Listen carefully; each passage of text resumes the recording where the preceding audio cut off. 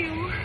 पसंद है तुम्हें मालूम है, तुमने बताया था एक दफे। 18 जून 2026 को महाराष्ट्र के लोहागढ़ किले पर एक ऐसी घटना हुई जिसने पूरे देश को झकझोर कर रख दिया।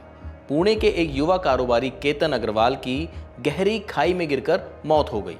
शुरुआत में ये एक सामान्य हादसा माना गया, लेकिन कुछ ही दिनों बाद जांच में ऐसा मोड़ आया जिसने मामले को देश का सबसे चर्चित क्राइम केसों में शामिल कर दिया। पुलिस के अनुसार ये केवल एक दुर्घटना नहीं थी, बल्कि एक कथित साजिश का हिस्सा थी। हालांकि ये ध्यान रखना जरूरी है कि मामले का अंतिम फैसला अदालत द्वारा ही किया जाएगा और फिलहाल आरोपों की जांच चल रही है। नमस्कार, मैं प्रदीप ठाकुर और आज हम केतन अग्रवाल के केस पर बात करेंगे। केतन अग्रवाल पुणे के एक प्रतिष्ठित कारोबारी परिवार से जुड़े थे।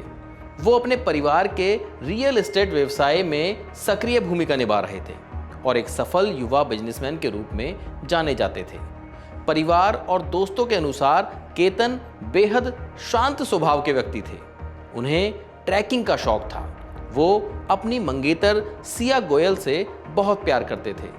दोनों की सगाई इसी साल फरवरी में हुई थी और नवंबर में उनकी शादी तय थी। परिवार शादी की तैयारियों में जुटा था और सब कुछ सामान्य दिख रहा था।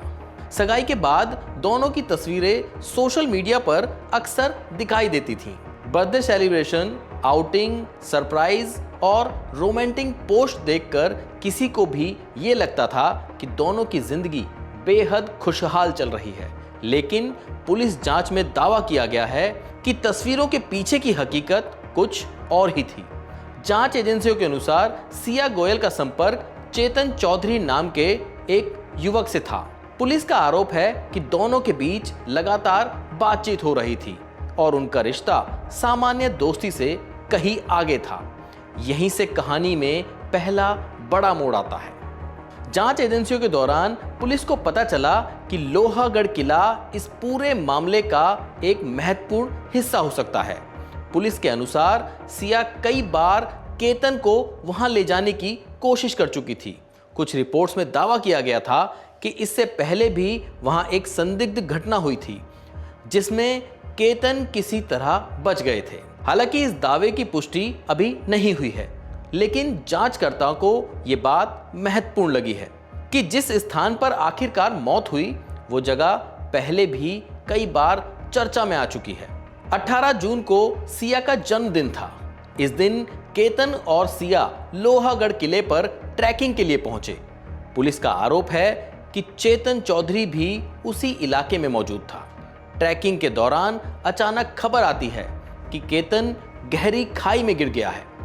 शुरुआती जानकारी में बताया गया कि फोटो खींचते समय उसका संतुलन बिगड़ गया और वो नीचे गिर गया। मौके पर मौजूद लोगों को भी शुरुआत में ये एक हादसा ही लगा। परिवार और दोस्तों तक भी यही सूचना पहुंचाई गई कि ट्रैकिंग के दौरान दुर्घटना हो गई। लेकिन केतन के परिवार को इस कहानी पर शुरुआत से ही संदेह था। परिवार का कहना था कि केतन एक अनुभवी ट्रैकर थे और उन्हें पहाड़ों पर चलने का अच्छा खासा अनुभव था। उनकी फरवरी में मंगनी हुई थी। उसके बाद से कुछ ना कुछ चल ही रहा था। तो वो बार बार कभी उनका बाली कैंसिल होता था, पासपोर्ट चोरी हो जाता था, कभी कुछ। कई बार वो पहले 31 मई को लोहगढ़ फोर्ट गए घूमने के लिए। उसके बाद इमीडिएटली उसने बोला कि हमको 5 को भी जाना है, 5 जून को भी जाना है। तो 5 जून के लिए हमने इनकार कर दिया कि जब 31 को जाके आए तो रोज रोज वहाँ क्या काम है। लेकिन उसने बहुत जिद की कि नहीं मेरे को जाना है, मेरे को जाना है। लेकिन फिर किसी वजह से वो जा नहीं पाए। फिर वो लोग जा रहे थे 6 तारीख को शाम को बाली। जाते समय 4 लोग एक साथ जा रहे थे। सिर्फ केतन का ही पासपोर्ट चोरी हो गया, जिसकी वजह से वो जा नहीं पाए। एयरपोर्ट से वो रिटर्न आ गए। रिटर्न आने के बाद हमें ये समझ में नहीं आया कि एक ही बैग में जब सब चीजें रखी हुई थी, बाकी सब करेंसी, क्रेडिट कार्ड्स, बाकी के पासपोर्ट अवेलेबल हैं और एक ही पासपोर्ट कैसे चोरी हो सकता है। बट उसको अब ऐसा लग रहा है कि उस वक्त उसको बहुत ज्यादा सीरियस नहीं लिया। ऐसा लगा जैसे कैब ड्राइवर ने निकाल लिया होगा, कहीं गिर गया होगा। उसके बाद फिर वापस से उसने जिद की कि उसको जाना है लोहगढ़ किला। तो हमारे को ये समझ में नहीं आ रहा है क्यों जाना है। लेकिन बाली कैंसिल होने के बाद, पहले भी ये कैंसिल होने के बाद फिर ये 14th को गए। 14th को मुझे कल वहां पता चला कि उसने खुद ने उसको धक्का मारा, जिसकी वजह से केतन पीछे सरक गया और पीछे एक पेड़ था, पेड़ का सहारा लेके वो बच गया। ऐसे में उनका अचानक संतुलन खो देना परिवार को अस्वाभाविक लगा। यही वजह थी कि परिवार ने इस मामले की गहराई से जांच करने के आदेश दिए। पुलिस ने भी मामले को गंभीरता से लेते हुए तकनीकी और फॉरेंसिक जांच शुरू की। जांच के दौरान पुलिस ने call records, mobile location, CCTV footage, अन्य डिजिटल सबूतों को खंगालना शुरू कर दिया। इसी दौरान जांचकर्ताओं का ध्यान चेतन चौधरी की गतिविधियों पर पड़ा। पुलिस के अनुसार घटना वाले दिन चेतन का मोबाइल लगभग 10 घंटे तक इंटरनेट और नेटवर्क गतिविधि से दूर रहा। आरोप है कि उसने जानबूझकर अपना फोन किसी दूसरी जगह छोड़ दिया था ताकि उसकी वास्तविक लोकेशन ट्रैक ना हो सके। पुलिस को यह व्यवहार संदिग्ध लगा और जांच की दिशा बदलने लगी। इसके बाद पुलिस ने सीसीटीवी फुटेज, यात्रा संबंधी रिकॉर्ड्स और अन्य तकनीकी सबूतों को मिलाना शुरू किया। जांचकर्ताओं का दावा है कि इन सबूतों ने सिया और चेतन के बीच संपर्क और उनकी गतिविधियों को जोड़ने में मदद की।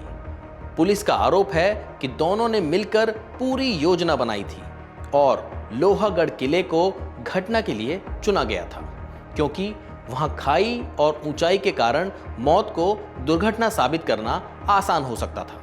हालांकि इन आरोपों को अदालत में साबित किया जाना अभी बाकी है। जो लड़की है सिया गोयल, इसका एक फ्रेंड जो चेतन चौधरी नाम का है, जो इस जहाँ पे ये लड़की, इसकी फैमिली का काम है मार्केट यार्ड में, उनकी भी दुकान उधर ही है। तो इनकी आपस में कुछ 1 साल के आसपास से पहचान थी।